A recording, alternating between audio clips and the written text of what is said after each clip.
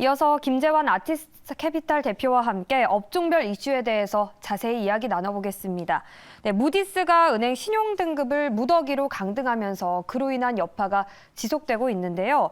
이에 JP모건은 이번 무디스의 결정이 오히려 지역 은행주에 대한 매수 기회를 제공한다고 그런 의견을 내기도 했는데 JP모건의 시각에 대해서 어떻게 생각하는지 궁금하고요. 그리고 앞으로 은행주에 대한 투자 전략도 궁금합니다.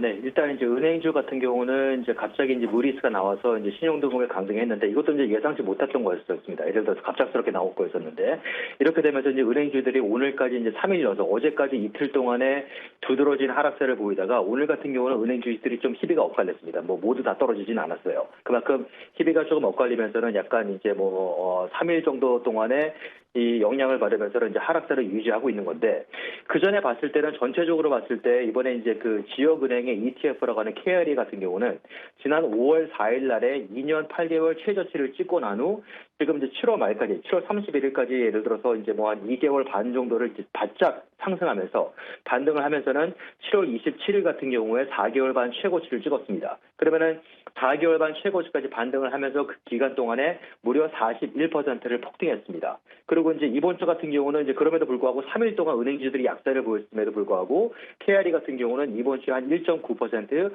2% 오늘 정도까지 요 정도 떨어지는데 그쳤다는 얘기죠. 그리고 이제 어떻게 보면은 이제 스파이럴 이제 파이낸셜을 가리키는 이제 XLF 같은 경우 이런 경우 같은 경우는 보면은 지난 5월 4일 날에 최저치를 찍고 난 다음에 그 다음에 지금 이제 7월 24일까지 오르면서는 4개월 최고치에 도달했지만 이거는 대형주들을 가리키는 이제 ETF이기 때문에 지금 12.6% 정도밖에 오르지 못했습니다. 한마디로 뭐냐면은 지금 이제 KRE에 비해서는 이제 상승폭이 절반도 안 된다는 얘기죠.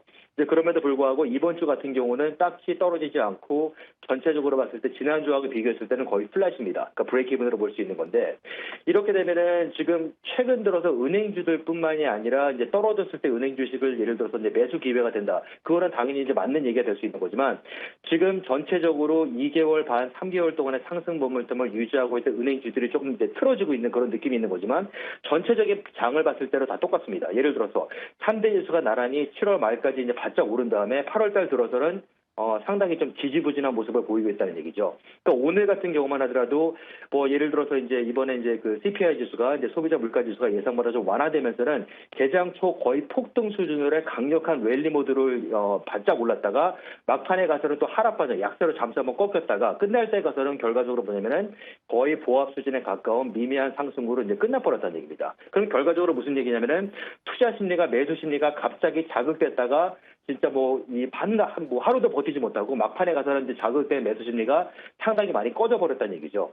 이제 그러면서는 이번 주 지난주 이제 8일 이제 화요일 같은 경우는 이제 그 두려움의 공포 지수를 불리우는 덱스 인덱스 같은 경우가 이제 10주 최고치를 돌파했습니다. 그러면 그동안에 투자 심리를 볼 때 사람들이 이제 나만 빼고 장이 오를 것을 조바심내는 포모 현상이 엄청나게 작용을 했었는데 지난주 같은 경우 장이 떨어지면서는 이제 공포 지수가 올라가면서 두려움이 좀 생겼다는 얘기인데 이번 주 같은 경우도 마찬가지로 지금 10주 최고치를 돌파한 덱스 인덱스 같은 경우가 딱히 이제 꺼지지 않고 있다는 얘기죠. 지금 이제 약간 오른 상태를 유지하고 있는 겁니다. 이렇게 되면은 덱스 인덱스가 7월 27일 날에 3년 6개월 최저치를 찍었는데 그때하고 비교했을 때는 공포지수가 무려 42%가 올라갔다는 얘기입니다. 그러면 지금 8월 달 들어서는 전체적인 3대 지수가 조금씩 떨어지기 시작하면서 특히 내스닥 같은 경우는 8월 달 들어서는 한 4.2% 정도가 이제 폭락을 한 거죠. 그리고 S&P 500 같은 경우는 2.6%, 다우존스 같은 경우는 1% 정도가 떨어졌지만 어쨌든 8월 달 들어서는 지금 이제 랠리 모드가 제대로 유지되지 않고 이게 반짝 숨고르기를 끝나느냐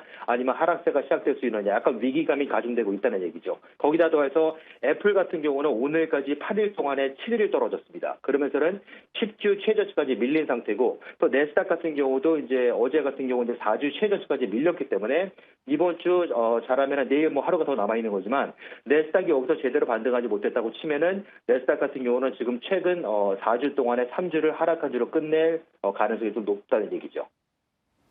네, 그렇다면 최근 뉴욕 증시에서 주목하고 있는 특징주가 있다면 이에 대한 흐름과 또 투자 시각도 살펴주시죠.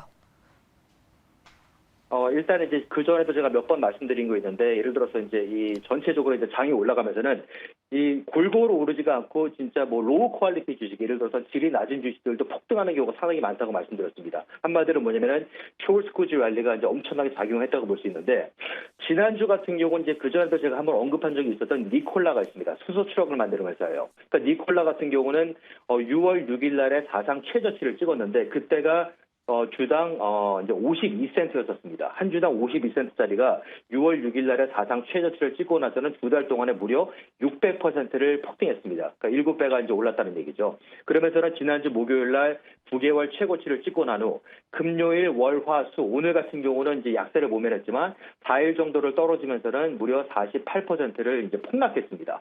그러면서는 2020년 예를 들어서 사상 최고치를 찍었을 때가 주당 93달러 99센트였었는데, 그때하고 비교하면 지금 현재 주식 가격이 1달러 96센트 정도입니다. 그러면은 아직까지도 97%가 이제 폭락해 있는 상태고, 그리고 니콜라가 이 정도까지 오르게 된 거는 이 회사가 전체적으로 실적도 최악의 상황은 아니다.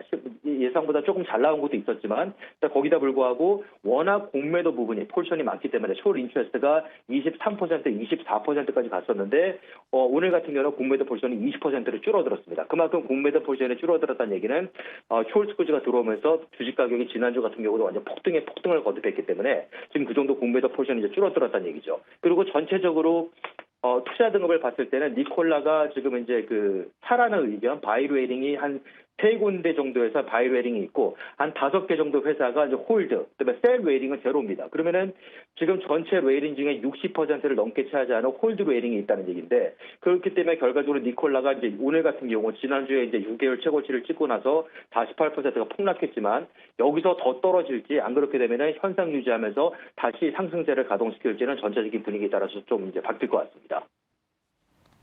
네, 변동성이 큰 니콜라 공매도 포지션이 줄어들었다는 의견 주셨습니다.